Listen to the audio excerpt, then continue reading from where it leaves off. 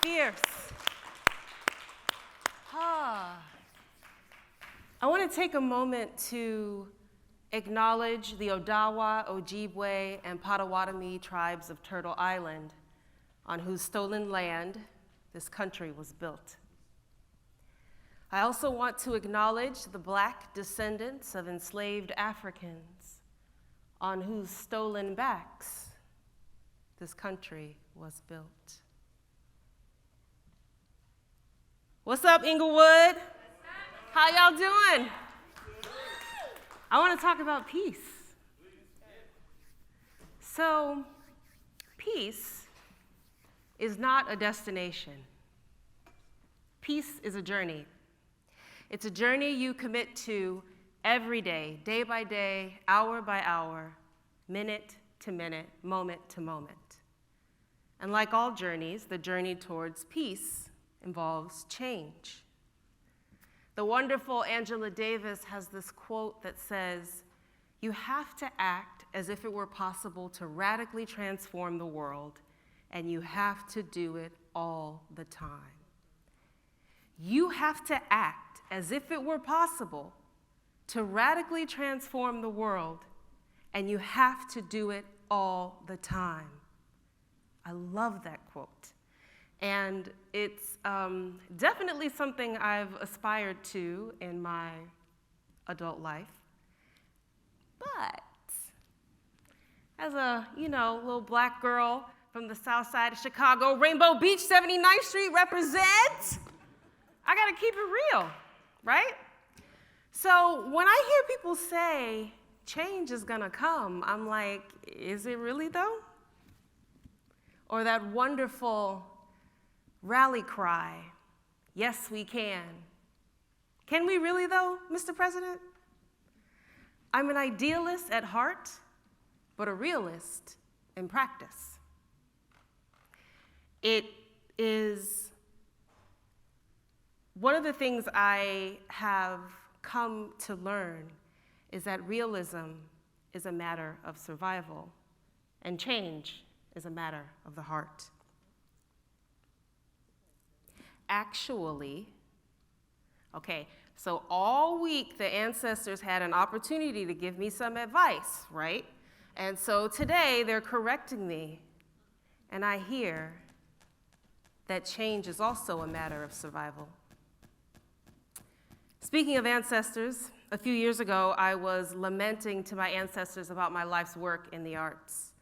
I was in great despair about the probability of change. It was one of many existential crises we have when leading while Black.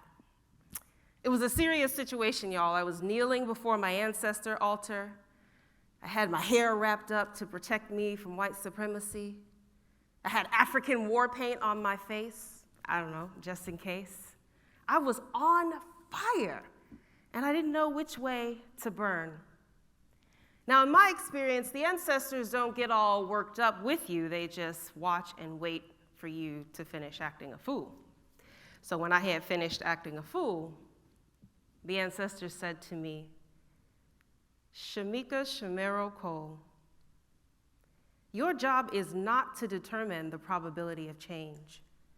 Your job is to create the conditions by which change can manifest." They said my whole name. Your job is not to determine the probability of change. Your job is to create the conditions whereby change can manifest. I was like, okay, why y'all just now telling me this? So y'all are saying, irregardless of the fact that I think this is about to be a whole ass waste of my time, I need to work on change anyway? I had a whole attitude. And when I got myself together, so this part may or may not be true. And for legal reasons, this is a joke. But I may have heard the ancestors say, if you want to make the world a better place, take a look at yourself and make a, hey! I thought I was going to be the only one that knew it. I was dating myself. I heard heard them say something like that. And it got me to thinking a lot about how I've prioritized thinking about the probability of change over the very real possibility of change inside me. How can I work to dismantle external oppression if I haven't dealt with my own internalized oppression? And what would it look like to create the conditions internally for change? To me, there's a little bit of a difference between be the change and create the change, or create the conditions by which change can manifest. The latter implies a kind of cultivation of the soil in the garden of your soul, right? Such that whatever seeds you plant may grow in abundance. And I started to think about the seeds of transformative justice that I wanted to plant. And I thought about what it might look like to plant those seeds and what kind of fertile soil would provide the most nourishment. And what would that look like for you? And for you? And for you? I'm still working on that.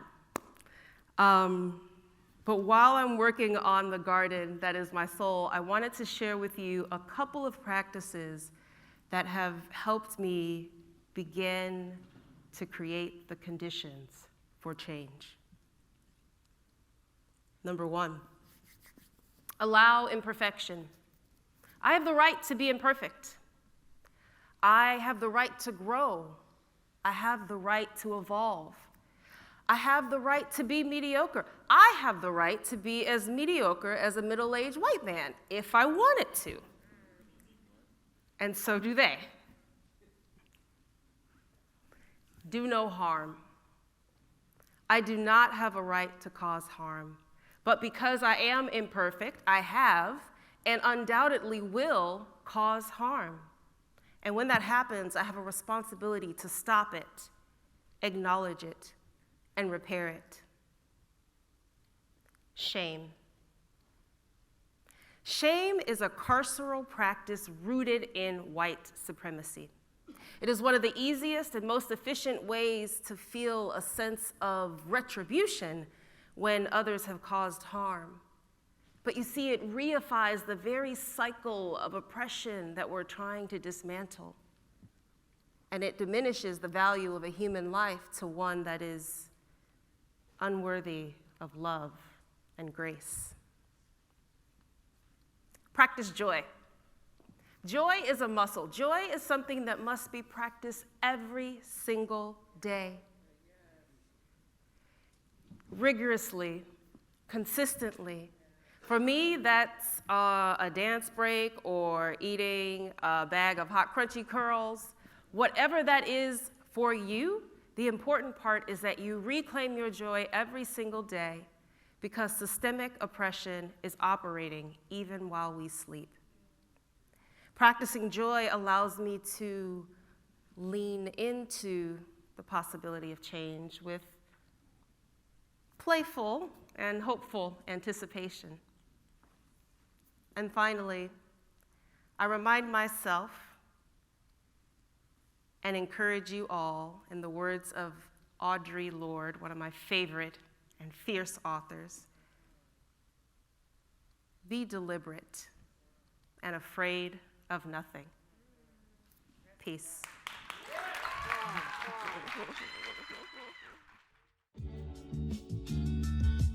Yeah. Grandma, grandma, grandma. Grandma, grandma, grandma. Grab my hand, I'll put you on your throne. It's easy to fall, everything going on. Anxiety rising, I hear it in your tone. The pain melts away as you listen to the song. And we still pushing. And we still pushing. And we still pushing. And we still pushing.